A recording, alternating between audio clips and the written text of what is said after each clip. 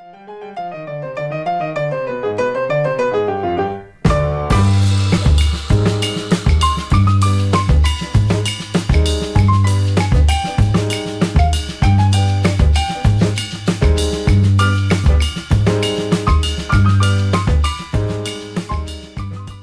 name is Guisela.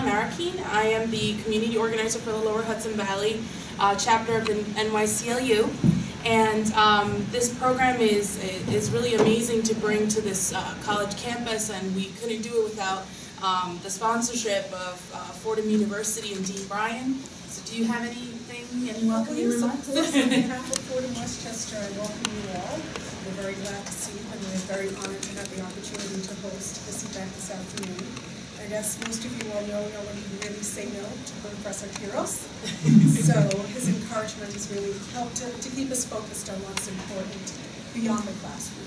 And at Fordham, we believe that education does go beyond the classroom, and we do have a social responsibility to the communities in which we work and live. So I'm very glad to welcome you, and we're looking forward to a wonderful afternoon. Well, thank you. And we are more than grateful as well for Fordham opening up these kinds of dialogues on the campus. And certainly a lot of the things that I'll touch on and our speakers will expand on are things that we have discussed in the classroom, and especially Professor Quiros' classroom talks about a lot of these issues. And so I want to thank him personally for inviting all his students to come and to really have critical thinking about these issues, and also I'll be utilizing an artifact that he made available for us, so a little bit further down in our program. But I also want to start by thanking Westpac Foundation, who really began a lot of this dialogue in our neighborhoods through their food justice series. And it began for me to think about how to make these connections to our everyday life. And Westpac began to talk about who were the players involved in a lot of the food justice stuff that we were doing, and really dug deep into the history of all of this. And so today we're really going to begin to connect things, food justice and farm workers and labor rights and our personal lives every single day, to what can we do, and how everything that we do on or don't do on a daily basis contributes to some of these things. So I want to thank Westpac for also bringing a lot of their members today and co-sponsoring with us to raise awareness about this. And I want to talk again about labor as a food justice issue. So we'll talk about a film that's coming up, but one quote that comes from it about Farmworkers says, one of the workers said, "To live hungry when you are working, that is not a dignified way of living." And that really connects to both piece of the food justice piece and the farm workers' struggle to really not only produce and pick and deliver and cook our meals, but really that their own conditions and how they've been treated, not just in the workplace, but outside of it, and all the poverty that they're living in as well. So that's to me, that really stuck out. And today, we have panelists that will be discussing that. And the rights that farm workers are denied is exclusive to them. They're denied because they're a part of a system that neglects to address them as human beings, and they're in turn being treated like slaves. So it's really something that we should all be concerned about. There's, anything that they're working on is something that we see that's shaped by everything that we're exposed to every day. Whatever the next food craze is, and whatever the fad diet is, is all influenced in what we demand of our workers, and they're doing it. So New York is one of the leading yogurt producers in the country, and we don't think about it. We think about Greek yogurt as a new nutritional thing that we're all trying to get on as a new craze and something that's supposed to be healthy for us, but we don't know what the production requires. It's actually very extensive. It takes a long time to produce it. So there were workers working for about 6-hour shifts. That means that they work for 6 hours and they go to sleep for 6 hours and they're back in. That's actually now, because of the demand for Greek yogurt, been 3-hour shifts. So people sometimes don't even leave the farm, which is, again, something that we need to think about whenever we're eating something as simple as a Greek yogurt. So if New York is one of the leading ones, there's a lot of farm workers that are not being given overtime pay, they're not getting time off. It's all about production, production, production. And what our panelists will touch on is really ways in which production can be modeled in a different ways so that farm workers' rights are respected, and that we also, whatever we're demanding, is also with a consciousness. So we have a great panelist here, DeCandia. He is a local farmer for the Food Bank of Westchester, and his work really exemplifies the positivity of farming and of building community and what can be accomplished together. He will tell us about his work and the effort to bring low-income families fresh produce instead of just the dried and canned items that are offered in food pantries as supplemental. And in working with food pantry recipients, I can tell you that for many, it's not a supplemental thing. Most food pantry clients, do receive food stamps, and those who don't qualify, that's their primary source of food for every 2 weeks or a monthly distribution. That's all they get. So the fact that we're trying to bring fresh produce to their lives is really important. We have to do it with dignity. We have to do it in a way that's really going to motivate people to get involved and to allow low-income families to be a part of the process as well. Doug will talk more about that. Sarah Ahmed, who's here as a representative of the Student Farm Workers Alliance, she's going to talk about how her group is now has a national reach and has really worked alongside with tomato pickers in Immokalee, Florida, to change the culture of farming and to establish a worker code of ethics that can be honored by farmers, guaranteeing basic rights, break time, overtime, collective bargaining rights. And the Student Farm Worker Alliance has taken the mission of Immokalee workers to other states and has helped mobilize youth around this issue. Sarah will tell us definitely more about the organizing tactics of her group and the action steps that we can take as well. Gerardo Gutierrez, he'll be here momentarily. He's a representative of the Rural Migrant Ministries and one of the leaders of the New York City Justice for Farm Workers campaign. He will tell us about the Farm Worker Fair Labor Practices Act, its history in New York State, and what provisions would guarantee farm workers in New York State their basic rights. He will also direct us to action steps and ways in which he can bring awareness to the issue. So before we get started, I do want to just kind of set the foundation about our conversation here today and sort of make the connections with the macro issues of dignity, human rights, and our sustainability. We don't often think, again, we don't think about the process from the beginning, farm workers picking our food and then where it goes and then out to the supermarkets and how we make use of it. We are aware, that we are aware enough to ask for organic materials and to ask for non-GMO items, but we don't understand what happens to a lot of people who can't produce their own food. So I will just set the foundation by stating that myself as an immigrant from Guatemala knows that there's a forced migration that happens here. There's a migration due to food and scarcity. There's a lot of poverty in the United States alone, but there is a forced migration that happens. And from being an immigrant from Guatemala, I can tell you that our land, we used to produce our own food. We used to be able to farm and do that. And a lot of things, policy per se, was one of the things that changed that for us.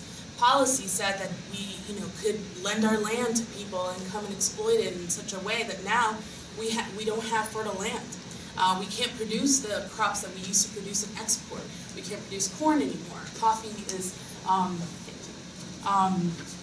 not something that's produced in the same way anymore. So it really is something that affects us all. So when we want to understand the issue in the United States, we have to understand where people are coming from. And in the United States, if there is such a large amount of people without access to food, if there's so much poverty, then we have to begin to understand how do we want to protect our land, and how do we do it in a dignified way. Taking care of our workers is important. If the workers are being abused, then the land is being abused. And that's a direct connection that we need to make. And so there's a lot of policy routes that we can talk about. The policy really that was in place that excluded farm workers was because of racism in our country, which said that farm workers at that time were African Americans, and so they had to be excluded from a lot of the labor rights that were passed. And so we will begin our panel in starting to discuss our land and then how we need to organize, and we will end with talk about legislation. And if you have any questions, we'll leave that to the end as well. Okay, so thank you for coming. Doug, take it away.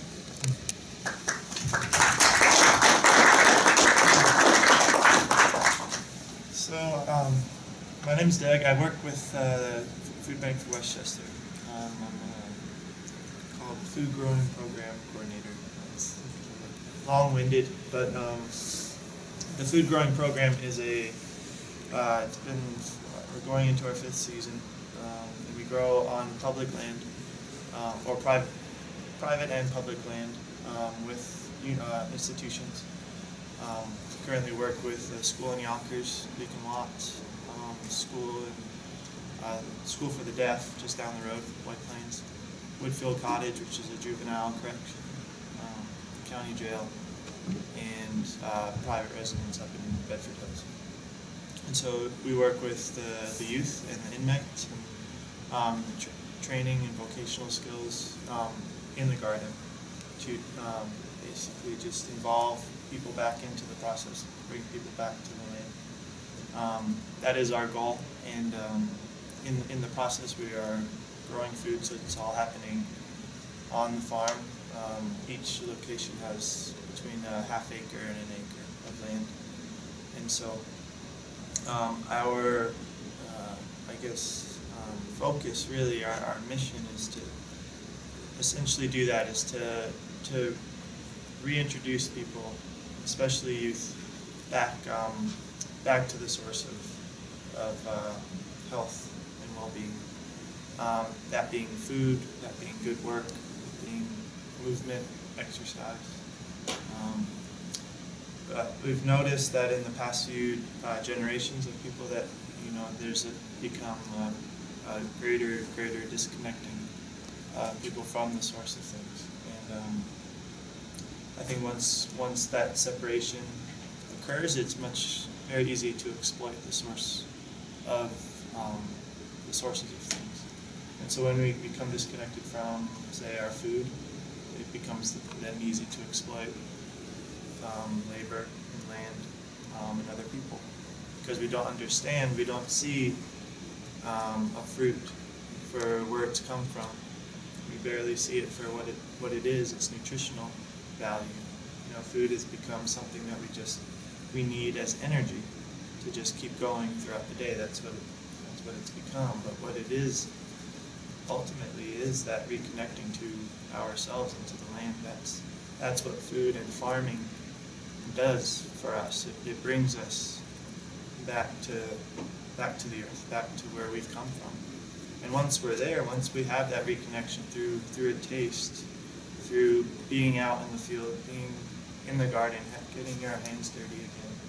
Once we come to remember that, then we can make more whole decisions on what we consume and how we treat others. It becomes then not something that we have to think about, how much we're doing and what we shouldn't do. It becomes, because it's a principle that we become acquainted with and we follow, and that comes into everything that we do. And that's where the work, I think, being involved in something, producing for ourselves, it instills this principle of living, that once we have that sense, then it becomes very easy to make better choices on everything else that we do. And so through the work, through agriculture, and through the food, we can do that with each other, with the kids, with the inmates, with the other community. We can help each other come back to our roots, to the source of things.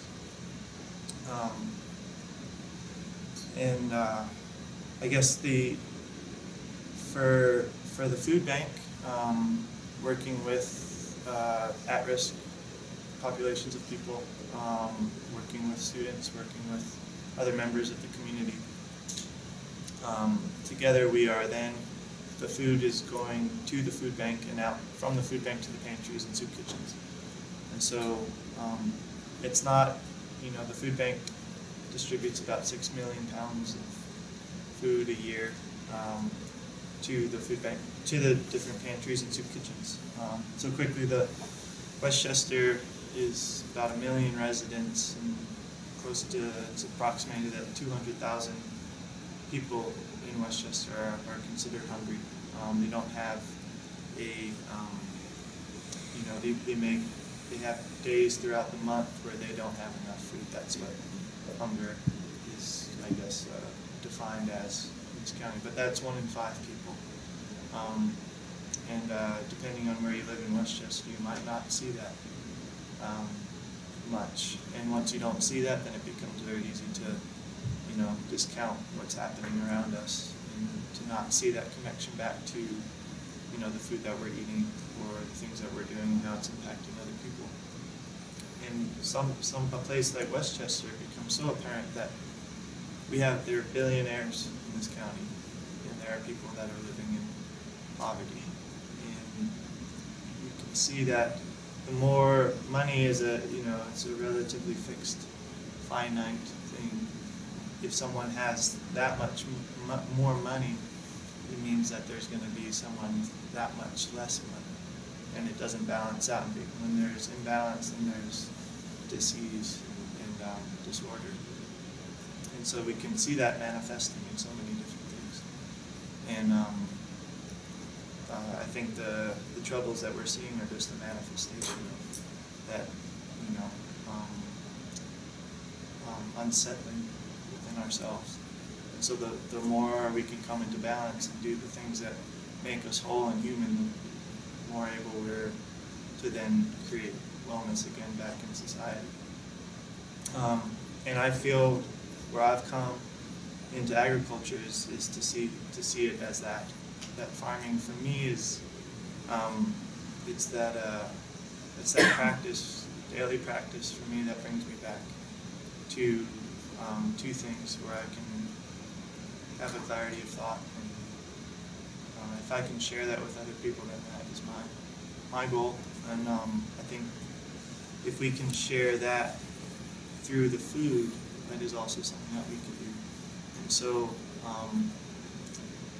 if you think about how many people grow up not really tasting something from the farm or something real that's not from a grocery store or somewhere else, there's a lot of people that haven't tasted something like that. And a lot of people in this county. I feel that even though we're producing, on our farm about 10,000 pounds of food, which is not going to feed everybody, but it's what we hope is that if somebody can taste just a little bit, taste a tomato that was, just picked from the farm, or kale, or something that is real and good for you. Just that taste can, I think, change somebody's perspective or amend somebody's perspective back towards quality, towards the quality of food and experience. And so I think even though we're not going to feed everybody what they need from our farm, if we can provide a little bit, that's what we can do to get moving back towards making those decisions. Because once we have tasted a good tomato, a real tomato, then we have a set of, something that we can, a guideline basically. We know, like, this is what it's supposed to taste like. And when we eat a tomato from the grocery store, it's not going to taste the same. And then we want to taste what high quality things are. And so we will, hopefully do what we can to, however that is, to, work towards that quality. And it's not just in food, but it's also in so many of the other things in our lives, in our daily lives. And So I think the connection back to labor and labor rights, that if we are making those decisions, then we can advocate for the proper relationships with back to labor and to land. And in this county, there is so much land in this county, but there is a handful of farms, and the land is either owned, it's privately owned, or it's, we have, the jails are all built on old farms. Institutions have taken up, and it's hidden behind the American dream, really, those fences that we've put up. We've hidden land behind that. And I think something that we can do as a community, not everybody's going to be a farmer, not everybody's going to be a grower, and we can't expect that. But we can fit into each other's lives and help where we can. And I think something that is very possible for us, this community, to have back is the land. Finding land and working towards just allowing that to be open to farming again, and taken away from this idea of private property, because it's one of the most futile ideas, and it's that which then leads to the ability to exploit other things. Once we think that we believe that we own something, we try and keep other people away from it. And so that idea has developed into these other, becomings of disease. So I think with once we can open land up, and once we can have more farms and more growing happening in the public's perspective, once people see it again, then I think that will add and contribute a lot of good energy back in and around to the public. Because once it's back in our perspective, then we can start to know it again, and we can start to make those decisions for ourselves and not have others make them for us. Yeah, I'm sure people will have more questions. I really like the point of having this perspective of farming as a beautiful thing, right? Because it is. It's supposed to be something that's very nurturing for all of us, and be able to, that we should have ownership of. So I really, I'm appreciative of the work that the food bank does, and you're right, it does bring a little piece to the people who are picking up their food bags, a little piece of home sometimes, a memory of growing this stuff in their own homeland, and that they're so disconnected from their homeland at this point in a new environment, that this brings a memory of being able to cook and to have the appreciation of the food that they're getting, and making something with their own items. So it's really beautiful, and it also for me brings up the issue, to analyze it as how environmental racism and the building of a lot of these fast food institutions in our neighborhoods take that away from our communities and from the people who, have a habit of eating healthier, who come from countries where they are eating healthier, and who have an appreciation for farming in a different way. That a lot of these institutions, a lot of these corporations coming into our neighborhoods not providing healthy food, takes that away and sort of dictate what items we will demand, because there are a lot of different additives in there that make us be hooked on them but not appreciative of the ingredients. So everything is interconnected, and it's so important to think of farming as a sacred kind of thing. And back to the policy that excluded people from being able to do that is, if we look throughout our history, we will see policy trying to prevent people from having their own land, policy trying to strip people from it. Since the beginning of this country, that was one of the tactics used. We take people away from their land, we strip them from the ability to produce on their own, and we make them dependent on us. And that really takes a piece of your humanity away. So we do have a growing need to appreciate farming in a different way. And we've, throughout our history, we've also utilized a lot of people to produce our food, and then we never acknowledge them. And so it has sort of become, now we're at a point where it's a crisis, and we need to address them. And if we don't, then we are really at a risk of not having the items that we need, right? And I've seen Doug present as well on, something as simple as a seed, how much it can produce, and how that is sustainable for smaller communities, and how that's possible. Westpac also gave me the opportunity to understand, to learn about cooperatives. And one of the discussions that we had about cooperatives and the history of it is that after slavery, a lot of African Americans began to form cooperatives to be able to sustain themselves because they couldn't find employment. They would have gone hungry. So this was a system for them to produce their own food and within their community share their resources. One would cultivate one thing and the other one would cultivate something else, and then it would come together. And so there was an appreciation for the contributions that everybody made in that community. And we've moved away from the kind of system that works that way.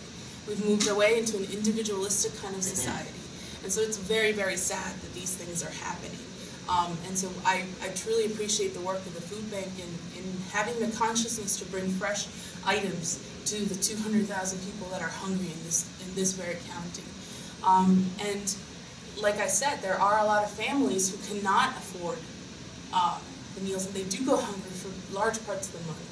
And so to have this, and to have as well the items that local farms can contribute, and the building of a movement that promotes more farming from the people, that's important. So thank you, Doug. I want to sort of take a little break to sort of bring attention to something and segue into Sarah's segment about why organizing is important. And this is something, like I said, Professor Quiroz has a treasure here in his own house, and he shares this with his students. It's a newspaper from May 8th, 1945. It's the day after Germany surrendered. And this is something that he has saved, and it's a part of his book as well. He talks about, you'll find his book out here, and you can speak to him about the book. But it speaks a lot about the Latino struggle, and so he makes a reference to this, and it's very pertinent to our work today, because that same day that the headline read that the Nazis surrendered, just a few pages in a very small column, just about 2-3 pages away, a very small column, and I'll leave this up here so that everybody can see it before they leave. There was an article printed about, and I'll read it actually because it's important to get a sense of it. Okay. So 200,000 Mexican nationals working in the United States were described today as propagandists, with the type of information they will circulate dependent largely on their treatment by American farmers. The Mexican workers now employed on farm fields throughout the country will describe when they return home their treatment here, explained Carlos Grimm, Mexican Council of the Intermountain region. The farmer right now has a chance of a lifetime to see the good neighbor policy is cemented at the base. Large-scale movement of Mexican workers to the United States began in 1942, when 100,000 came. Last year there were 200,000, and a similar number is expected this season. Half the workers averaged $700 in earnings for a 6-month contract, Grimm said, and 25% averaged only $300, and the other averaged $1,000. Many of the men, after paying for their board and sending home money for support of their families, had nothing left. Perhaps he tells the story of 10 friends.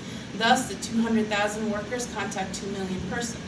But probably those 2 million each tell 10 others, and you have Mexico's entire population of 20 million. About 50% of the men go back to Mexico with a bright, enthusiastic impression, which will do a lot of good. I'm afraid the other 50% will be skeptical at heart, and feeling has gone from bad to worse.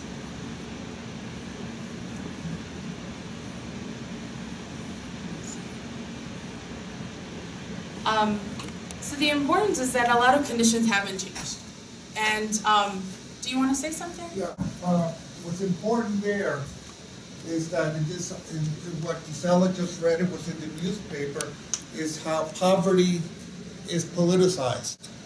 By that I mean, though 100% were treated bad, if they go back to their country and say and diverse their conversation by lying and saying they treated them bad, the consequences of that will be that the United States will not re-invite them. In other words, to tell the truth means unemployment. So they better lie about their conditions as opposed to not having anything.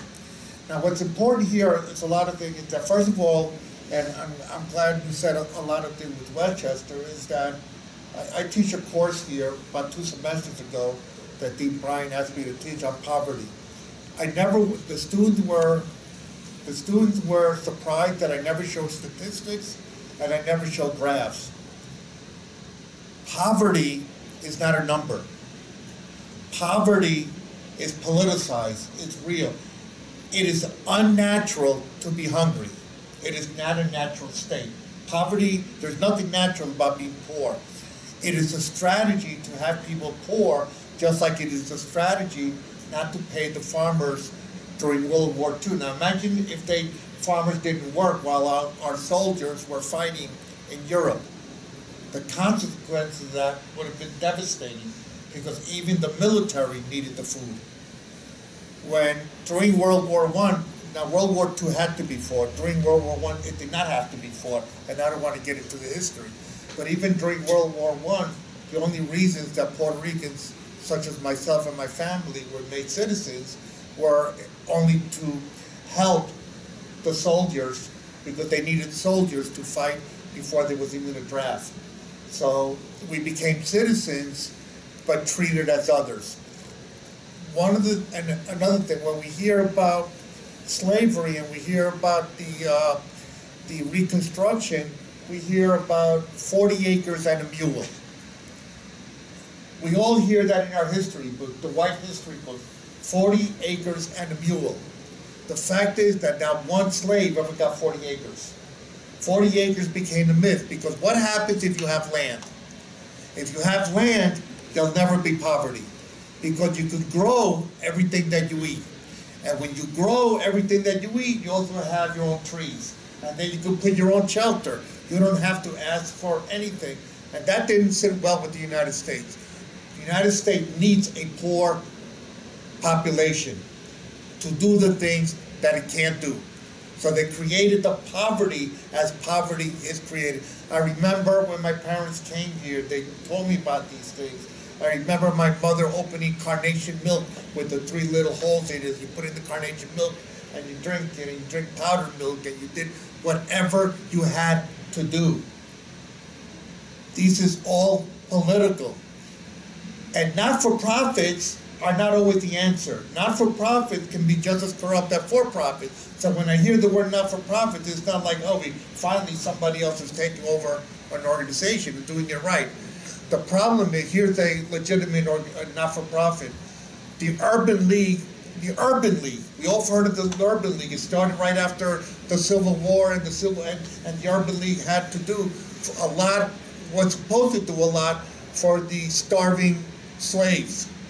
The problem with the Urban League in Westchester was the head of the Westchester Urban League mentioned in a conference with Andrew Spano, who was running for office.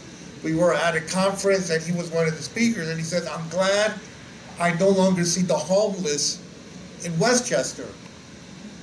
And then I spoke to him after class. He knew who I was because I was the chairperson of the largest not-for-profit in the county, Westchester Community Opportunity Program, the largest, a lot of millions of dollars. And I went up to him, what are you talking about? How can you say that? You cannot politicize the homeless and hunger. What way are you going home? Can I drive you home today? I want to show you where the homeless are. Politics can create or destroy the reality of hunger. Hunger is not so much a number, it's a political decision to keep people hungry. We tell farmers when to grow, what not to grow, and you don't even know the price of things, because when you pay for something, you don't even know if it's subsidized. These are all items, and and again, whenever I'm asked to teach the course on poverty, I'm blessed to talk about the reality of hunger in this county and throughout the United States. It is not a natural state, and you will hear this throughout the talk tonight. And it's important to realize that you all have a role in it. I had a role in it. I was born right after World War I, just when it ended. And I remember not eating grapes. My mother said, "No, don't eat that. No coma eso. No coma eso." In other words, as a matter of fact, my mother was the first community organizer that I met. She told me about these things. And it is your responsibility to know this. And you must know this. Because it's not like you have nothing to do with hunger. If there's somebody that's hungry, you have a role in it. The day you think you don't have a role in it is the day you're part of that political movement to ignore what can no longer be ignored. And thank you for these few minutes.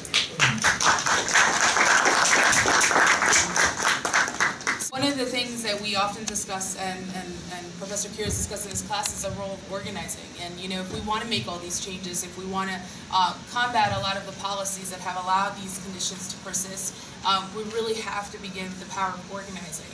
And so I'm really glad that Sarah Ahmed is here today to talk about what has been possible by a group of workers, and also by the work that her organization does. So, go ahead, Sarah. Thank you. So it's hard to explain the Student Farmworker Alliance without explaining the Coalition of Immokalee Workers. The Coalition of Immokalee Workers in the 1980s was primarily a Haitian, Spanish-speaking and indigenous-speaking population of tomato pickers.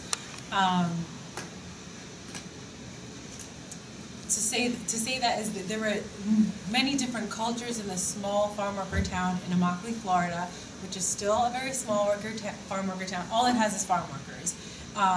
They live in a variety of poverty-like conditions, and there were many uprisings, you could say. So, for example, modern-day slavery still exists in this country. We call it modern-day slavery because slavery exists. Point-blank slavery exists in this country. People were being enslaved by their bosses. Wage theft was occurring. Women were being sexually and are still being sexually harassed. And one day the farm workers were like, "This is enough. Like we can't keep going to work like this." So they decided to plead to their bosses, saying, "Can you pay us a little bit better? Can you stop harassing our fellow workers? Can we change something?" And the boss said, "It's out of our hands. You have to ask the companies that buy from us. They want you to produce 500 tomatoes in a day. That's what you have to do, or else we don't get paid and then we can't pay you. So it's out of our hands." So the farm workers felt really disenfranchised. They were unable to make their own conditions better until someone was run over by a car in the community for trying to escape from one of their slaveholders. The community was like, "This absolutely can't happen anymore," and it was one of the turning points of the coalition.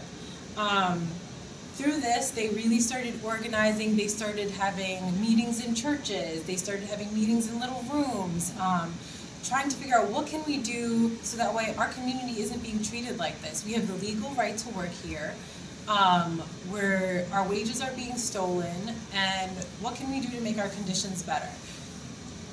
The farm workers decided through a variety of things that consumers, the people that buy the most, and also a report had been released recently around that time in the newspaper saying that McDonald's was buying so many tomatoes.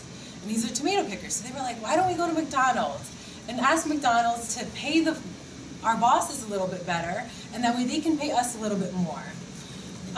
This started one of the greatest, in my opinion, farm worker and labor movements of our generation.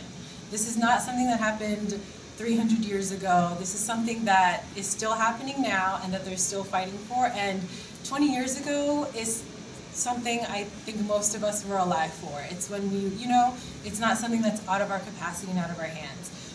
So they started going to McDonald's, and that's when they realized consumers had so much power. We're going to McDonald's and we're buying something with a tomato in it.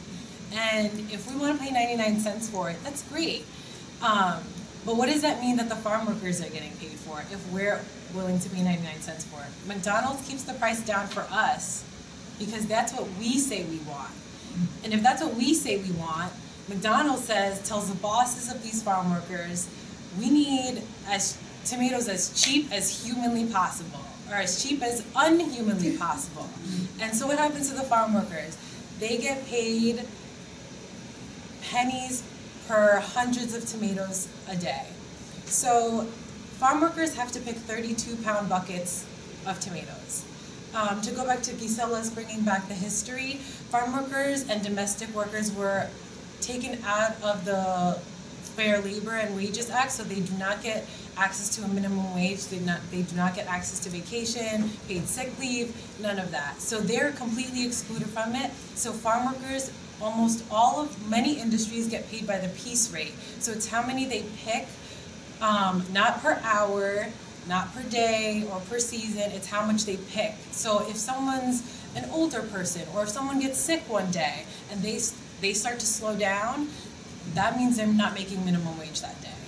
And to make minimum wage, a farm worker has to pick over 1 ton of tomatoes in a single day. I'm just like gonna let that sink in. Over 1 ton of tomatoes in an 8-hour shift to make minimum wage for the day. That's like absolutely impossible. So these people there's no way for them to physically make minimum wage.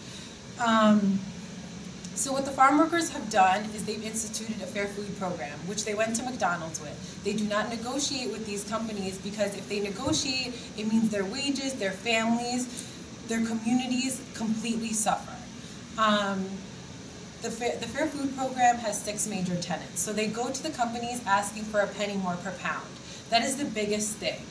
Asking for a penny more per pound sends billions of dollars back into farm worker pockets. And billions of dollars doesn't sound like a lot, but when you're making 35 cents a day and suddenly you get to make $7 a day, that's a big deal. That means you can provide food for your family. Maybe actually make rent this month and maybe send your kids to school. Maybe actually take your kid to the doctor. Different things like that affects that. So they go to these companies, McDonald's is the first one, and they ask for a penny more per pound. That's the first thing. The second thing is the code of conduct. They ask all of the companies, McDonald's being the first one, and all these companies to adhere to a code of conduct which includes health and safety committees. So if they're on the farm and there's, repairs are not happening, so there's a big ditch. If someone falls into the big ditch because they're trying to keep up, then they break their leg, they're obviously not insured. What do? They lose their job. So they put it on the companies to make sure that the conditions that they work in are sanitary and, like, for example, clean bathrooms, access to clean water, being able to have a break, because you're not allowed to take a break formally outside of the Fair Food Program. Being able to take a break if you get tired, being able to, like I said, have clean water, have access to shade. When you're working in the hot sun, it's like 100 degrees in Florida.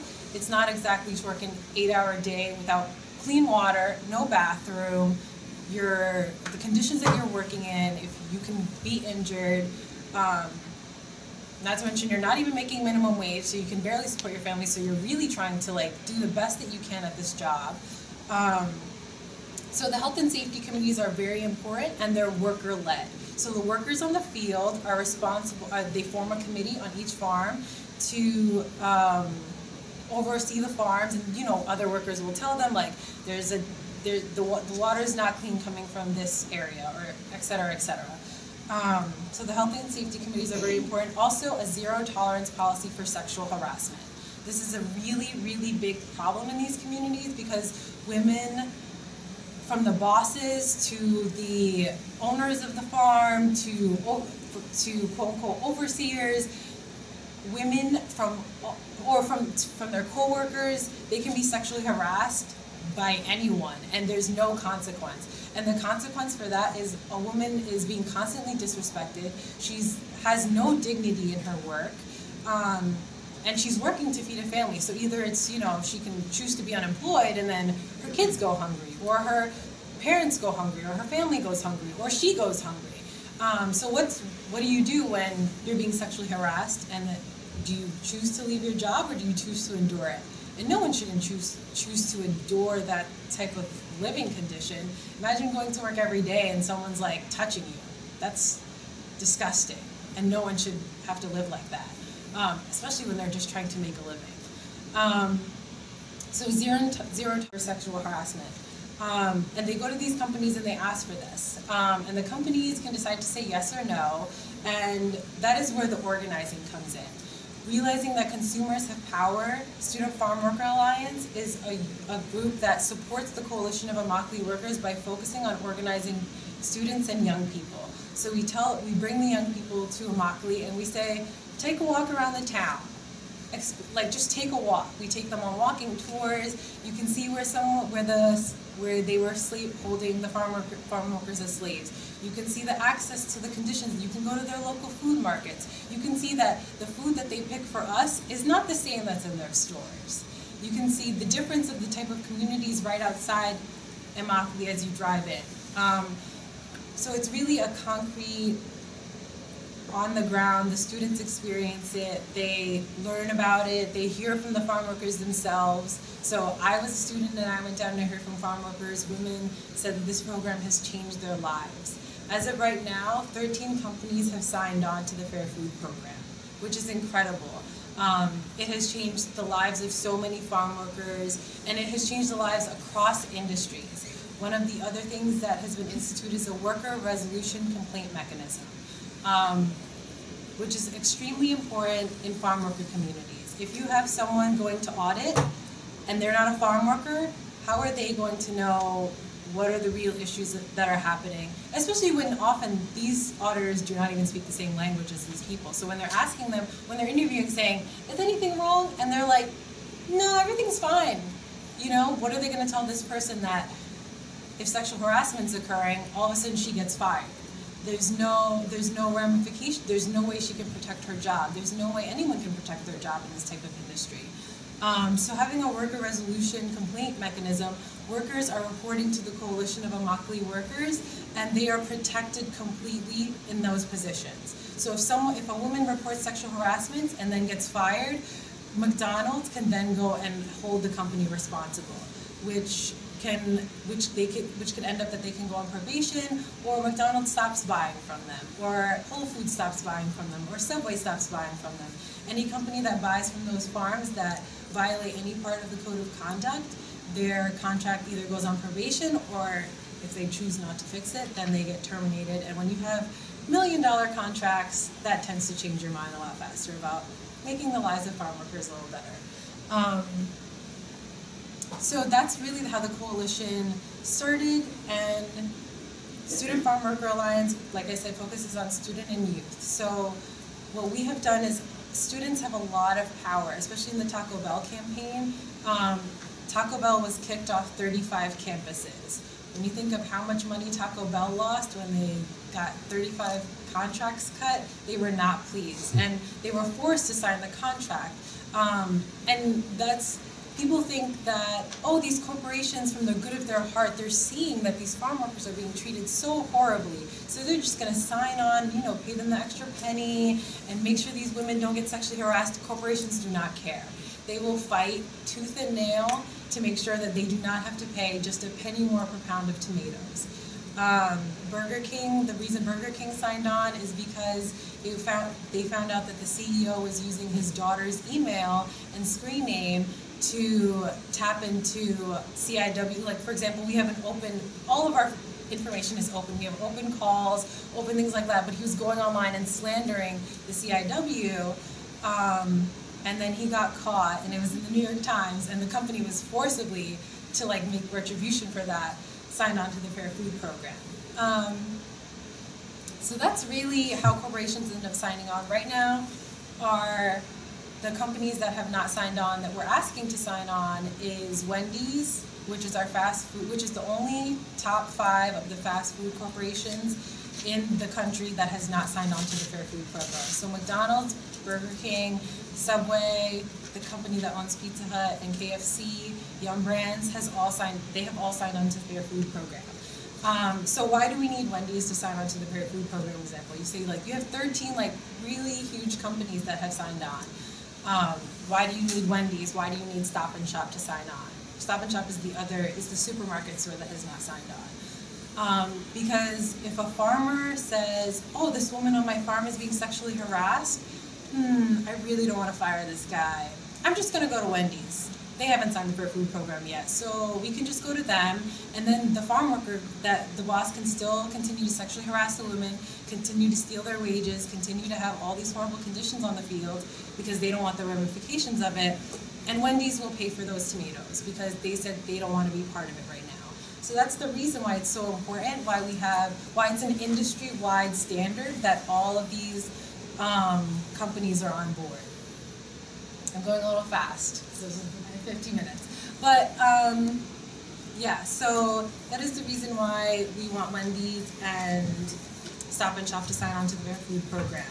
There's a documentary coming out called Food Chains. It's coming out on November 21st. We're encouraging folks to see it on November 22nd. There's a 7 p.m. screening in Union Square, and it's a documentary. Eva Longoria is one of the directors, and Eric Schlosser, who wrote Fast Food Nation, which documents a lot of abuses across the country in the meatpacking industry. They're the directors of the film, and it's a documentary that talks about the CIW. Some of the people in this room have seen it, but it's something that we can have reach everyone's door, right? So if everyone goes out, or if everyone has a friend that has gone out to see this movie, it's an extremely moving movie. It's an hour, and it's a 90-minute film basically talking about the abuses that these people face, all asking for a penny more per pound, all asking to not get sexually harassed on the field. They're not asking for a $20 raise. They're not asking for even an hourly raise. They're asking more for a penny more per pound of tomatoes that they pick, which allows them to barely often make minimum wage, but it's such a huge increase for them that for right now, it dramatically increases their lives. So we're encouraging folks to go out and see that film. It's an amazing film, and it's extremely moving. It's extremely empowering to see that these people, these farm workers, didn't necessarily rely on the government to fix their problems. They didn't wait for someone to come save them. These farm workers, the Coalition of NYCLU Workers is farm worker led. So the students can't dictate, if the students decide, oh, we think the farm workers are being treated bad, so let's ask for 5 cents. That's not how it works, because the farm workers know best what they need, and having the farm workers lead this movement is extremely powerful because they know not only do they know best what they need, but they're the people who are most disenfranchised and the most that people have told them, this is what you need to do for the rest of us. This is what you need to do for consumers, for McDonald's, for corporations, for their bosses. And so to give them that power often takes it off of our hands and puts them in a position to really dictate their needs as a community that feeds this entire country. I do want to encourage everybody to go and see the film. We can also take action in making the film come to our site, a site that's near us, and really continue this movement. There's a website, foodchainsfilm.com, and I'm going to show just a trailer so that you get a little taste of what's really coming from the farm workers themselves. That's the important piece of the organizing here, that we can be allies to the farm workers, but they are the ones who need to shape this movement and move it forward. So.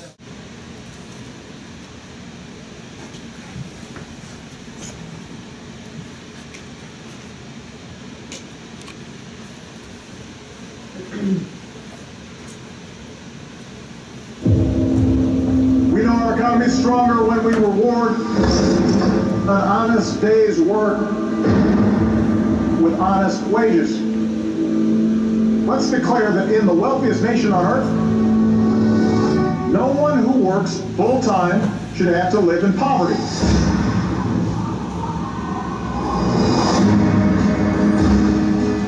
Everybody should be concerned with where our food comes from and who picks it. To live hungry while you are working, that's not a dignified way of living. The defendants have been accused of beating them, locking them inside trailers, chaining them to a pole. These abuses are un-American, they are unacceptable, and they must stop. The history of farm labor in the United States is a history of exploitation. These people have suffered tremendously and grown much more slowly economically than any other segment of our society. If we cannot win this fight, we have lost the soul of America. I think the entire supermarket business goes out of its way so that you're not reminded of where your food came from. If you want to make change, you need to look at the people at the very top. We became a little problem for the big corporations. Farmworkers in Florida place the responsibility of fair wages and conditions for workers on the big buyers of tomatoes rather than the farmers. What we want is to establish change. I still believe agriculture is the backbone of America. You've got to pay attention to the labor force. Most people have no idea that they're connected to this system every time they buy fresh goods and vegetables. If a handful of companies decided that they wanted to eliminate poverty among farm workers, it could happen very, very quickly.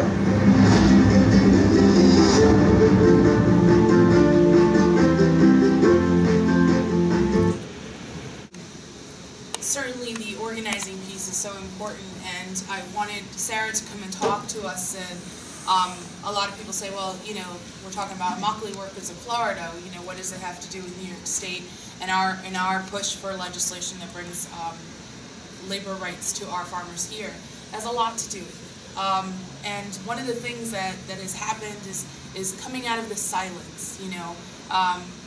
When we talked about policy at the beginning of this conversation, I said, you know, one of the things that it's on purpose, there's exclusions on purpose, and one of the things that those exclusions do is silence a lot of the workers. What this particular article in 1945 says is that we cannot speak up. And so we are really at a point in New York State where a lot of our farm workers are not able to speak up, especially those who are working 3-hour shifts on and off, right? They're trying to they're really trying to survive. There are a lot of myths attached to the workers in our home state, and we need to really begin to break those down, begin to talk about how we are contributing to these practices continuing the way they are, or how we're really making a contribution to make it stop. A lot of the things that the film Food Chains brought to mind were also the national movement in Cesar Chavez's time that looked just like that. Until the workers began to speak for themselves, no change was made. And the sad part is that since we've been fighting that, there's divisions among our community that really comes from outside forces. And so even when we were able to organize, there were other forces that kept that organizing from happening. So collective bargaining has always been a problem for our communities. And specifically, so many workers are from Latin America, that there's so many layers there that keep people from speaking up. So our immigration policy is directly connected to their struggle as well, and their ability to speak up on these things. So one of the organizations that has been working to try and get these stories, or many organizations have been trying to get these stories, is very, very hard. So we work in coalition with a lot of the small organizations that are doing grassroots work and trying to work with farm workers and help them in a lot of the things that they encounter. And I have Gerardo Gutierrez here, if you want to come up here. He's going to talk to us about the coalition and the legislation that has been introduced for many, many years trying to pass these fair labor practice. Hello, hi, thanks. Thank you for having me here. Sorry, I was a little late. My name is Gerardo Gutierrez. I work for an organization called the Rural Migrant Ministry. It's a statewide organization based on Dutchess County, actually in Poughkeepsie, and they have a couple of satellite offices in Sullivan County, on Western New York. And basically, the organization is a non-profit. They do a lot of educational programs. They have a youth arts programs. They have a youth development program, an economic program. What I do with them is that I lead their legislative campaign in Albany. The legislative campaign is to pass the Farmworkers Fair Labor Practices Act. And basically what it does is some of the things that they have touched on. Basically, if you're a farm worker in New York State, right now you don't have certain rights. Basically, you don't have rights that most employees have because you're not defined an employee. So when they pass the minimum wage increase, it doesn't quite apply to you because you're not an employee, technically. I don't want to really touch on all of the things that they already touched on, but everything that applies to an employee nowadays, for the most part, won't apply to a farm worker, just because they are not employees under the definition of the Fair Labor Practices Act. RMM has been, I call it RMM, Rural Migrant Ministry, has been at this fight for, I would say, close to between 15 and 20 years. Originally, they picked up the fight thinking that it was going to be an easy task to pass because, it doesn't matter how you slice the issue of farm workers and their struggles. It's a human rights issue, it's a justice issue, it's a moral issue. They thought it was going to be an easy walk in the park. While 15, 20 years later, still at it. And the campaign basically is a coalition of student groups. There are basically every union in New York State backs the campaign. There are a lot of non-profits out there. NYCLU, the New York Immigration Coalition, you name it, they are part of the campaign. You guys saw a small clip of Robert Kennedy in the picture. We work very close with the Robert Kennedy Center. Actually, one of our leaders in the campaign is Liberal Paz, who was just named the laureate, I think it was last year, and she's part of the Rural Migrant Ministry trying to lead the charge for change for farm workers. That's in a nutshell what I do for them. I try to keep a coalition together, try to have everybody push in the same direction. And one thing that I always try to connect is how important it is to understand the farmers and farm workers are kind of like the two sides of the same coin. You have to, I always hear, if this legislation is going to kill farmers. It's going to just put them on there because they're already, barely making ends meet. But what I always try to tell people is, it's quite the opposite. This legislation is guaranteeing a workforce. Treat your workers well, and they will come back. Treat them with fairness and kindness, pay them well, and they will come back. So you can have the best crops of the nation, but if you don't have a reliable workforce, who's going to pick them? Who's going to take care of them? And the same works the other side around, right? If you have the best workforce, but you don't have the best crops, you're in trouble. So farm workers and farmers, in my eyes, and I think in the eyes of the Rural Migrant Ministry, are the two sides of the coin. We need to make sure that the two of them are being taken care of. So when we hear, throughout the years, that this legislation is basically the devil, that is going to just destroy farming as we know in New York, it's not accurate. And it goes back to what the professor says, it's a lot of politics. This legislation is very political hot. Like in Albany. There is a reason why we've been struggling for the last 15, 20 years to try to pass a legislation.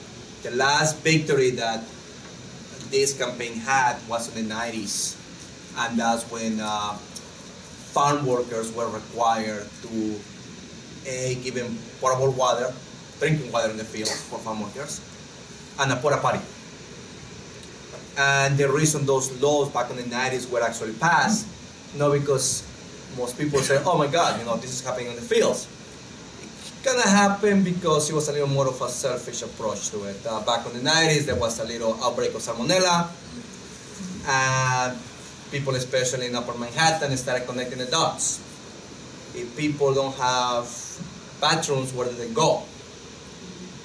And if they go in the fields, how do they clean themselves when they're going to go pick up my vegetables? So they started connecting the dots. The next thing you know, you have a little outbreak in salmonella. Next thing you know, Albany is passing a law saying, requiring, if you have X amount of employees, you have to have a porta potty. If you have X amount of employees, or you're making X amount of money, you need to have potable water, or drinking water in the fields. It's totally selfish approach, but it was a victory for farm workers. And I take it because it's something that is for fellow men, fellow women, for fellow children. Right now in New York, up to I believe it was last year, child could work in the field, totally legal in New York. Children could be picking your vegetables, totally legal in New York. And the kicker was that they didn't have to pay the minimum wage because they were children. Totally legal in New York. Well, if last year there was a regulatory change where they're actually asking farm workers to pay children minimum wage if they're going to be in the field. Still legal. Child labor is still totally legal in New York for farming. But at least you got to pay minimum wage. So that's a nutshell version of what I do. Try to make sure that all coalition stays strong, stay true, to what we're trying to do, which is kind of what I heard from the other speakers in the panel. I mean, trying to reach that balance where you have a reliable workforce, you are treating people with kindness, with fairness, with justice, and at the same time, it's going to pay back tenfold because we're going to have a reliable people who are going to be working. I mean, you hear it all the time, I'm making this up. Most of the time what you hear is farmers cannot find workers. Nobody wants to do the job. There's a reason why they don't want to do the job, because it's hard work. It's a very hard physical work. And to top of that, you say, well, guess what? You're a female, you might be harassed, maybe assaulted, no recourse. You're male, we can shortchange on your wages, no recourse. The arrest is one of the ones that sometimes I like to talk about, because the arrest, the way it's written in the legislation right now, is optional. They don't have to take it. If they choose to work 7 days a week, that's fine, by giving the option. And you really get to appreciate the option of having a day of rest when you have kids.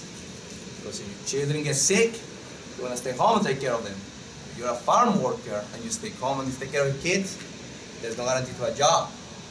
So you can be fired, no recourse. Now, the last thing I will say about it is that we in the rural migrant ministry try to be very cautious and try to really persist on the point that this legislation is really a win-win for farmers and for farm workers. And once farmers start kind of take a step back and say, let me see what exactly it does, then can actually start appreciating that it might not be so bad as some of the biggest lobby industries are in Albany are against this. Because this is actually going to be helping people in the long run. It's going to be helping us all as a community in the long run. We'll now open it to questions and comments, and we can continue our dialogue for any of our panelists. Give me 1 second. Go ahead. I have a question. Yes. Why are the big lobbyists against this legislation? Money. Farming is a multi-billion-dollar with a big industry in New York. And the argument that we get across the board when we talk about this legislation is economics. If I'm a farmer and I have to pay my employees overtime pay, there's no way I'm gonna go broke. I'd rather just might as well fall in, close the shop, see. They think that's a weak argument, because that's the same argument that we hear when we ask them to have water in the fields. That's the same argument that we hear when they say put a pot in the fields. We do understand that farming is a very complex industry. You are at the mercy of the weather, right? But so are other industries. But even if we're to classify farming as a very special, there are ways to deal with farming. Let me just give you one example, and that's what the way I push people back. So right now, when was it, last year or the year before, they passed the minimum wage, right? They increased the minimum wage for every employee in New York. If you're an employee, you get a minimum wage increase. The way all businesses got behind the minimum wage, even though that if you're a mom and pop shop who sells pizza and has 2 employees, you're going to have to pay more for your employee because of the minimum wage increase. The way they got behind this bill for that legislation was because basically they turned around and said everybody's going to pay for the minimum wage. We, as a consumers, we all pay for the minimum wage increase. And there's a sunset. In the next 5 years, if you are a mom and pop shop without paying minimum wage, you basically get a rebate at the end of the year when you declare your taxes. So you are not losing a penny. We, as a consumers, are paying for it. So my turn around and say, why can't we do something like that for farm workers? They've been waiting since the 1930s for a change. They were excluded in the 1930s when Roosevelt passed the legislation. 70, 80 years. Why can't we do something like that? I give him a better deal. I said, why don't we just let the consumers pay for it from the get-go? Tell a consumer, here are 2 bushels of tomatoes. One on the right, it's cheap. 20 cents a pound. On the left, it's going to be 30 cents a pound. Those extra 10 cents are going to go back to farm workers. You choose which one do you want to do. Let them pick. We did a sample polling a few years ago. Most people, when they understand what the campaign is about, when they understand what is going on in the fields here in New York, we are just, 30 minutes outside New York City? There are farms up here. This happens. No, in every farm. Let me be super clear. Not every farm is like that. But it does happen. Keep on going up the Finger Lakes, keep on going up Western New York. It happens all the time. People get cheated out of their wages.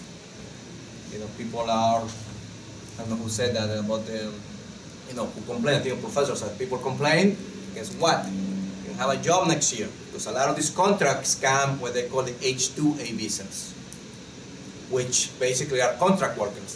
Farmer is hiring a contractor, a middleman, who is bringing the workforce. Well, the one that is the manager, who is bringing the workforce, has a little cheat sheet. Somebody start raising issues, they won't fire them on the spot. But next time around, when they come for next harvesting, he's going to be in the list. So it goes back to what the professor was saying. Start speaking up, you won't have a job next year. You do the math. So there are issues. The short version is economics, it's money. And we're dealing with a multi-billion-dollar industry. It's a lot of money, it's a lot of pennies. And in New York, let me just ask you a question, just so I know the Canadians I'm talking to. Do you guys know what is the biggest, what is king in New York when it comes to farming? Is it apples? Where do the apples stay, right? Dairy. Milk. You're right. Yogurt.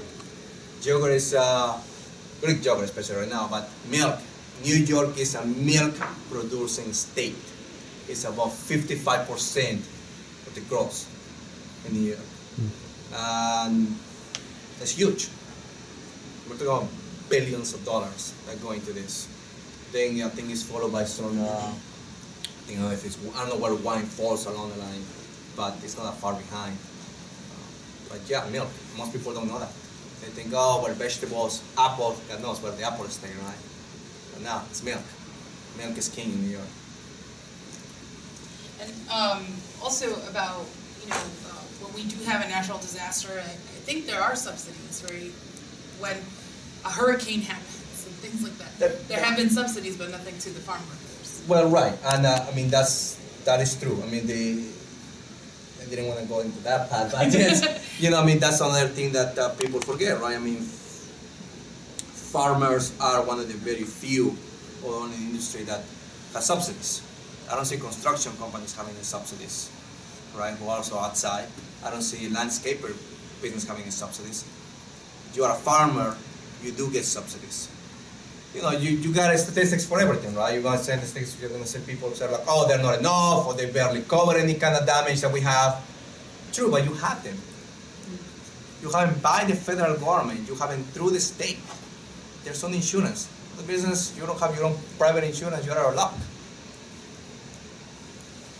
And just one of the things that I also wanted to mention is the result of not having protections. A lot of people don't think that people could, have fatal accidents on the farm. And then we don't hear about it because there's really very lenient ways of reporting these things, especially if they're undocumented workers. So a lot of the stories that we do here and some of the partners in our coalition work in direct services with people, with farm workers, because they've been injured on the job, or because they know of a colleague who's died from a fatal accident.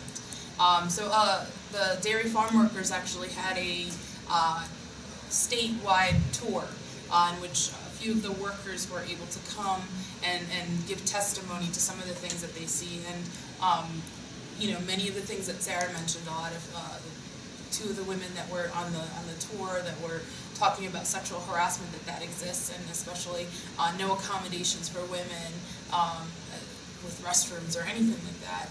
And for the males, it's really just this fear that's being instilled about any little piece of collective bargaining that they're beginning to do.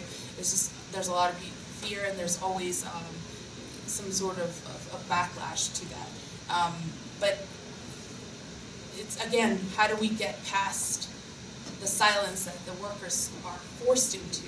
And one of the myths is, again, it's just undocumented people coming, and then there's this flow, and they're just coming. It's not true. There are ways in which they can come legally. There are contracts, and actually, I think the HB2 visa, they have better working standards because of this particular visa. Not the best, but there are, at least for the wage piece. And so, before I get you, I don't know if anybody else has other questions. Dan?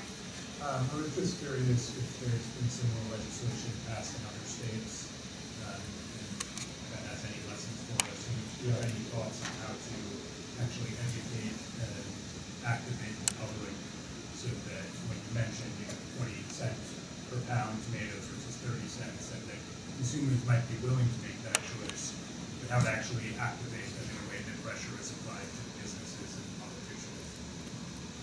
What?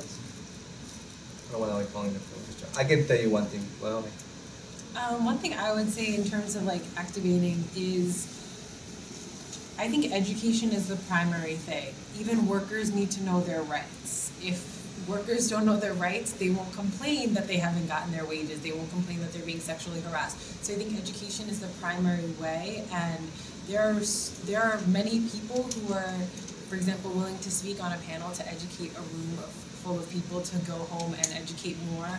I think the Food Chains film is going to be a really good film. I think they also talk about people who pick grapes for wine.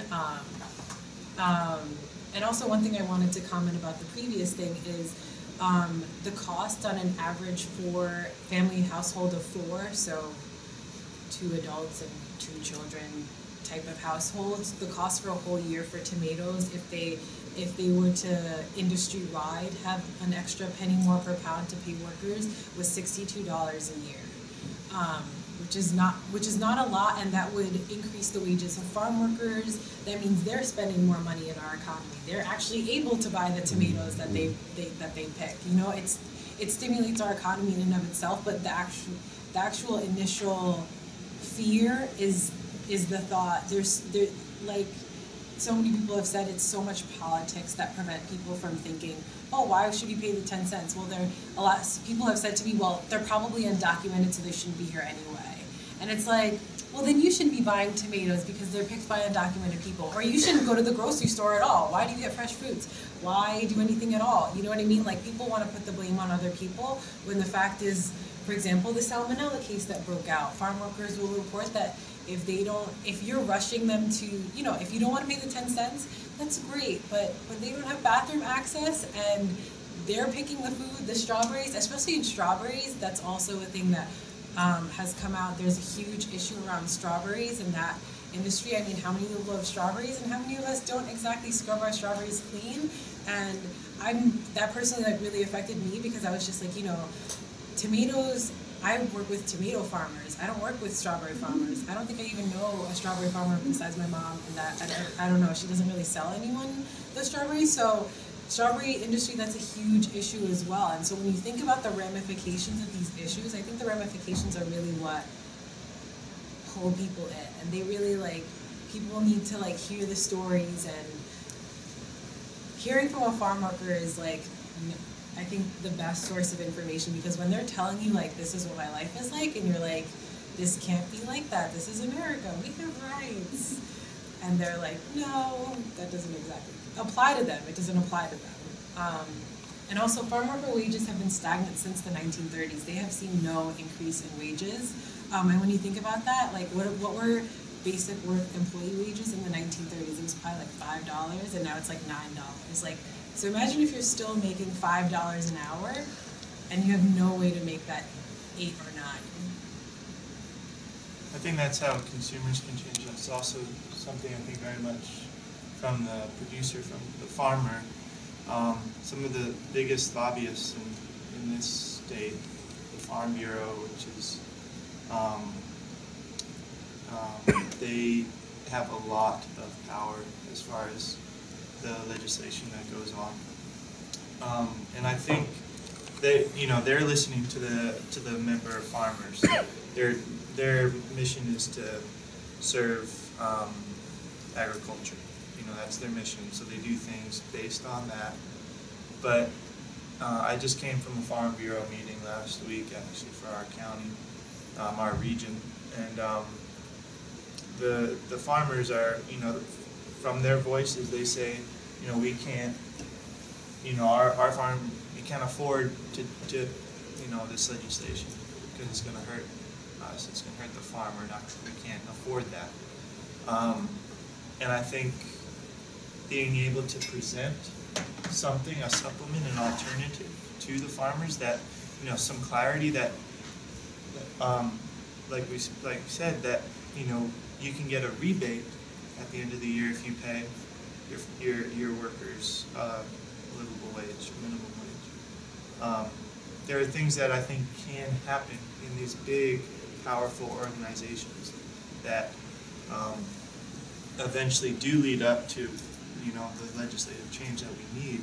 But if the farmers have an alternative, if the farmers can continue their farm and sustain their farm economics and pay a livable wage, they can, and that's very much a possibility.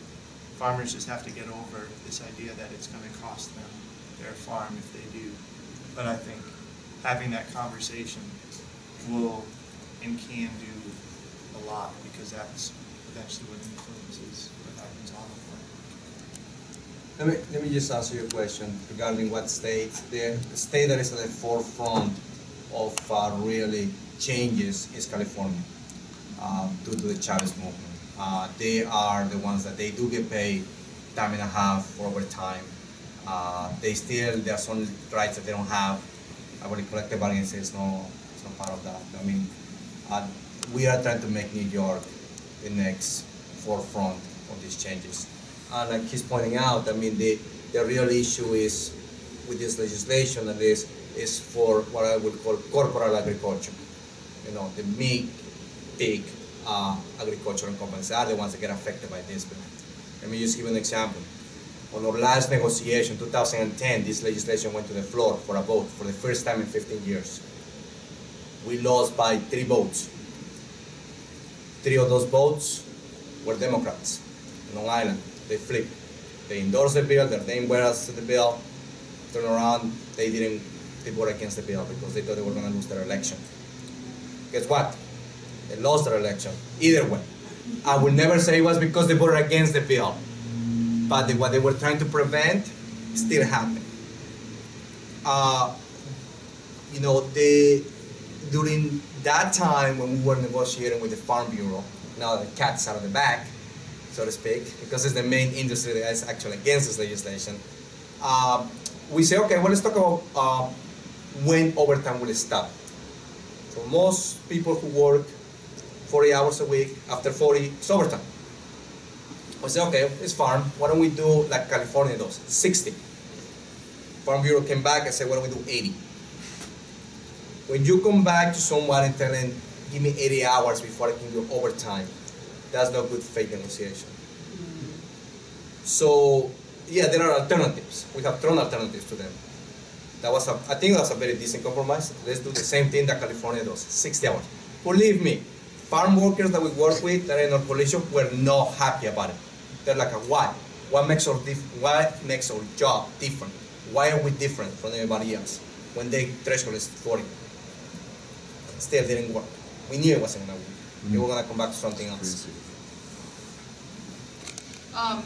Another thing that is not exposed a lot is the housing conditions for farm workers, which many do live on the farm that they're working on. And there's actually no entity that can monitor what goes on and how those working conditions are maintained. So a lot of farm workers are living in very crowded spaces, again, without having anything, no cleaning, no nothing, and they're working that many hours. They're just coming and utilizing the space.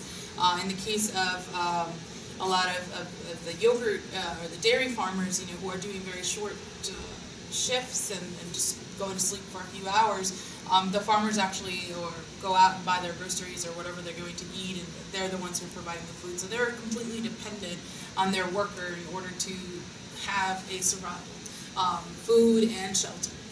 So that's another thing that a lot of people, it's not part of our Practices Act, but it's something that people can begin to talk about, because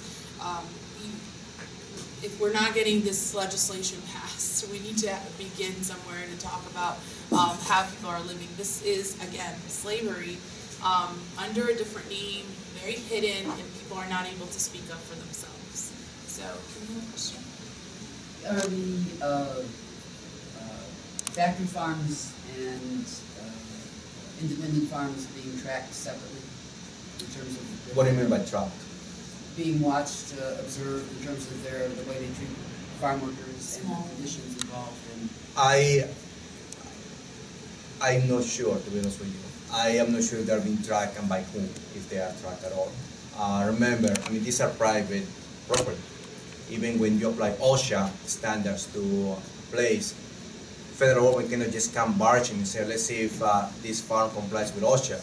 They gotta give notice. And at least on some places, 24, 48-hour notice. And believe me, we have worked with some farm workers who say, yeah, you know, we do have gloves and whatever when you do pesticides, you know, but that only comes out when OSHA comes. Because when OSHA is not here, it's free hand. You know, no, I mean, there are pictures, not recent pictures, or, you know, pictures where you see people on the fields and you see the crop duster kind of flying over them. You know, I mean, you cannot tell me that's OSHA compliant, but it happens. I mean, like, who is tracking them? Is this happening? It's kind of hard. It's like answering the question, how many farm workers are at any point in New York State? Who knows? I mean, like, a lot of them go under the radar because they don't have documents. A lot of them come from contracts. You know, I mean, just it's estimated about between 80 and 100,000 per year at the peak of the season of cropping, so to speak, harvesting. You said that farm workers were excluded from minimum wage considerations.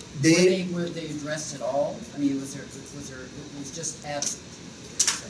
Well, no, what I said is that back on Rose Patras's legislation, they were excluded. They are not defined as an employer, therefore any kind of increase minimum wage. They weren't mentioned at all, or? No, it's specifically excluded. If you go to the legislation right now, and I can give you a little flyer so you can look at it, in the Senate is S 1743, which is the Fair Labor Practices Act, Farmworkers. And you read the way legislation is written. Basically, when you read the law, it says all workers are entitled to a day of rest, except farm workers and domestic workers.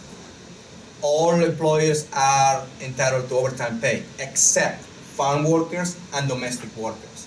So, no, they're spelled out into the law, saying like, you are not a worker. You are not entitled to these rights. So, our legislation is very simple. Get a pen and strike the except farm workers part. That's it. Go down the line and just keep on striking them. I think another thing, that's also an issue that they had in Florida with the Tomato Growers Association.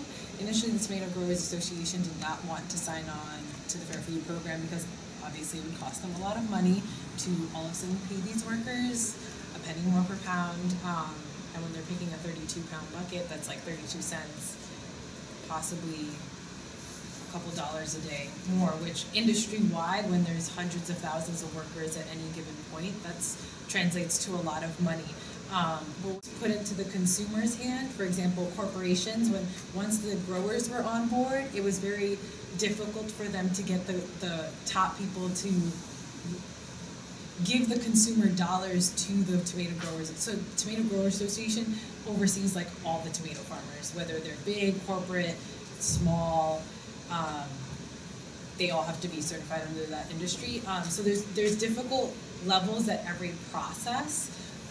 And also to say that oversight was something that is hugely and largely difficult. When you have a farm, a tomato farm that is hundreds of acres, and the Florida region, I think they're considered Southwest, they have 3 to 5 OSHA regulators at any given point. I think it's 5 during the peak of the season, and 5 OSHA regulators, when you think about that, and there are hundreds of thousands of people. How are you going to get everywhere at the same time? Which is why the worker complaint mechanism is like really revolutionary in the sense that a worker can call in, and part of the agreement that the farm has is every worker's complaint gets an interview process. So they, what do they call it? An investigation, sorry. So an investigation into every worker complaint. And if you have OSHA coming in saying, oh, someone fell into a ditch, and then they cover the ditch by the time you get there, they're like, oh, okay, well, OSHA then leaves because OSHA has hundreds of farms to go to that day. They can't, to be honest, it's almost not their fault because they're understaffed. They literally cannot handle, and this is in Florida, so I would not be surprised if it's the same way everywhere else.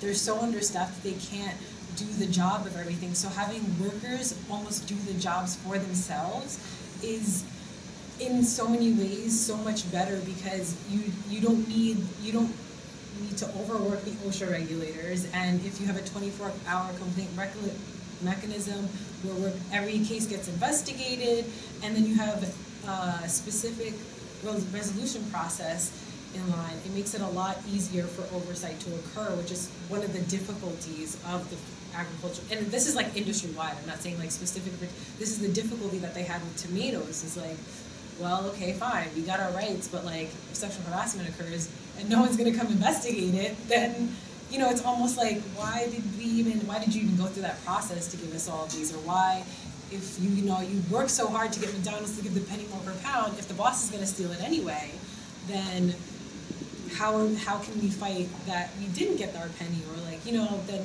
the investigative process is so critical. And I think that's one of the things that if there's no money going into that industry, they say it's not important, OSHA regulators are understaffed, it just like fuels this industry like not making this important. And if like complaint resolution is not important, and like OSHA regulators only handle specific like life and death related incidents, like they handle like they don't handle like the clean water issues, they don't handle the lack of bathroom issues, they don't handle the sexual harassment issues, they only handle, okay, there's a nail in the way and someone caught a staph infection. That's what OSHA handles, and that's like, among all the other issues, that's so many, you know what I mean? Like, if that makes sense. Yes. What we're talking about here is the life of an other. What we need here is the New World Order, because there are 2 industries, at least, that affect what you're talking about. First, wherever there's a prison, there used to be a farmer. There used to be a farm. So while the farmer is looking at all the headaches you're talking about, and all the possible risks, and all the possible fines, and all the labor, they're getting a proposal from the state to build a prison. The prison, those that work in the prison get a salary. That salary is paid in the town, so it keeps the town prosperous. And a lot of towns that were about to go under, exactly in order to not go bankrupt, they build a prison. They sold the farm and build a prison. Now everybody's happy. But what does that do? In order for that prison to make money, they got to have prisoners. So there's where you go again to the poor people, and you're manufacturing people that shouldn't be in prison, because you need those prisons, and every person that goes to a prison means $45,000 to that town, every prisoner. Then if you don't have the issue of prisoners, and let's hear what President Obama started the conversation with. President Obama started the conversation, anybody that works full-time need not be hungry. What happens if you work part-time? Instead of, does that mean you qualify not to be hungry? I mean, the dialogue of our administration is so political that it goes back to being ignorant. But it goes back to that 1%, the economy of the 1%. Because there is nothing wrong, and it's actually cheaper to pay a woman that has to take care of the children, their own children, or the husband that has to take care of the children, to pay him or her $4,000 a month, as an example, to stay home and not have a job, take care of the kids, mentor them, help them do their homework, go to the meetings, go to the schools, do what has to be done, do the shopping. Why don't we think, what is wrong with paying somebody to stay home under those conditions? You minimize criminality, you improve the schools, you get better students. I could go on forever. Then we have the pharmaceutical industry on the other end with their pesticides.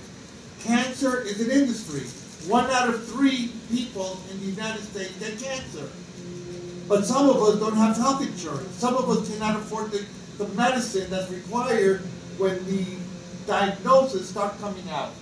So now we have to satisfy our pharmaceutical industry, the pesticides that go into farming, all the chemicals that go into industry.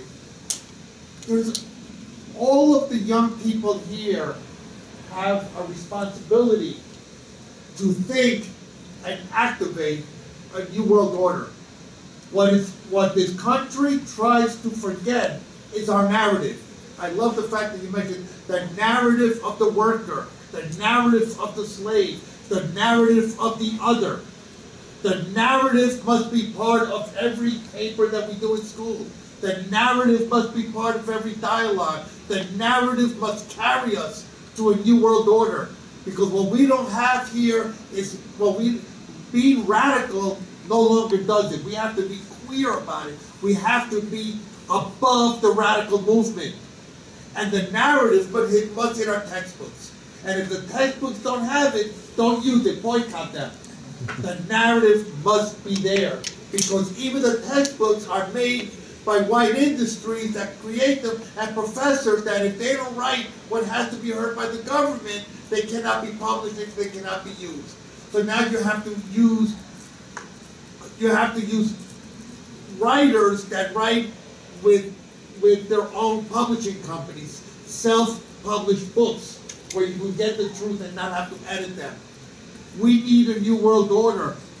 And us adults, when we have the baton of these issues, we cannot give them, we should not give them to you. We need to take on the responsibility. This responsibility is ours. And what we don't do, you have to do.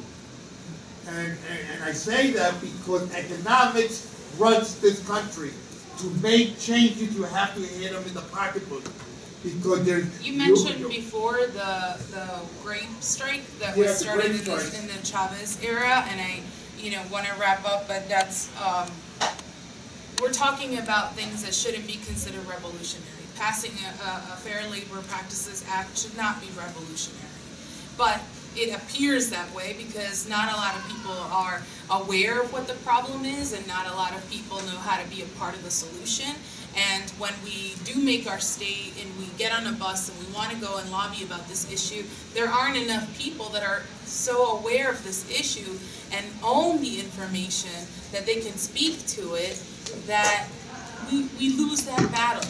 And here we have a group of workers that is a large community that can't speak for themselves. And so that's really, you know, it shouldn't be revolutionary. It is considered that way, but this is when we need to begin, you know, sort of redefining what that word means and where we want to stand on this issue. We can't think of it as something that's so far away because it's upstate.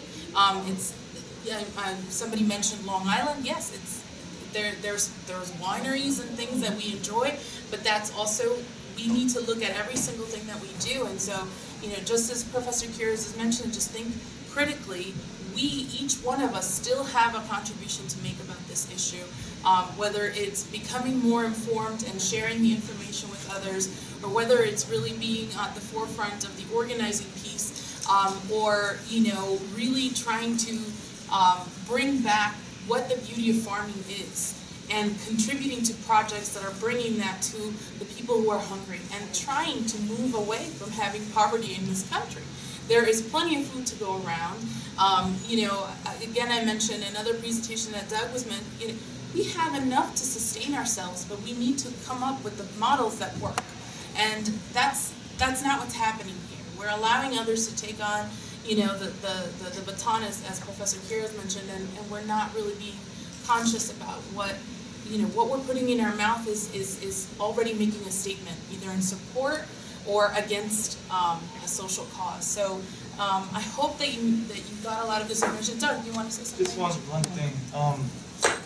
I do feel like with agriculture, we can really understand that we are ultimately one, you know, community of people. That we are not a collection of others. That we are one. And I think in agriculture we see that especially because what we are experiencing at the society, social level, you know, the just numerous, you know,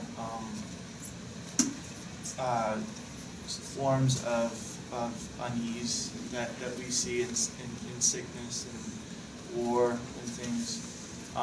It all really begins somewhere, and it begins inside. And at the farm, if the source of our food is coming from a place that is not a good, healthy place, where people are not being treated as the way that they should be treated, if the land's not being treated the way that it should be treated, that builds up through the food and it ends with us. It comes back to us. And so we are consuming those things that are coming from, you know, a place that is healthy or a place that is not healthy.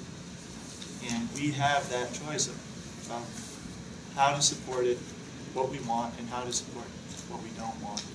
But what we are experiencing ourselves is it's beginning on the farm. It's beginning at the source of things.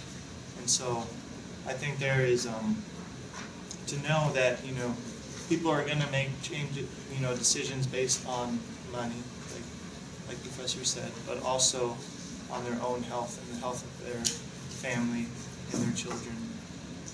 And once we start to see that there is this connection between what we are experiencing and what others are experiencing, that we are one, you know, not separate, that we will start to make those decisions inherently that are right and just. We are a community, and just to go back about the grapes, the grapes strike that was done during Chavez time, it was a collective thing, and people of all races came together and said, you know, I'm not going to purchase grapes. And that's something that we need. You know, if we are so against something, then we need to think of the alternative, you know, and purchase our stuff in different places. I myself have avoided Stop and Shop until that contract is signed. That means trying to find a different place to purchase, and that might mean that I'm driving a little bit further down the road because in this area there are so many Stop and Shops every other corner. But just to think of it, that you have to think about where your food comes from, and it does create an energy that's either positive or negative. And ultimately, it has led to this crisis that we have now, and it is a crisis because we cannot continue to exploit our labor and our land the way that we are. That the demand is the only thing that's being honored is not the correct way to go about it. So, I don't know if anybody else has ending comments. I just want to say one thing in regards to what you were just saying. It's solidarity. Not only solidarity through movements, because everything is connected, but it's also through races. I mean, how many times have we mentioned slavery here? How many times are we going to fight slavery in America? I mean, let's be realistic. We need solidarity among people of color in this country because slavery was already fought, and the fact that it's continued to happen, but it's happening to another population of people who are not communicating and putting together these struggles, it's a huge problem for me because it shouldn't be happening, period. And I think that that's where politicians and the law gets us, is because these two groups are not communicating with one another. They really should be, because this should not have been repeated again, because, I mean, things do happen in through history that do repeat itself in the future, but these are one of the things that should not happen.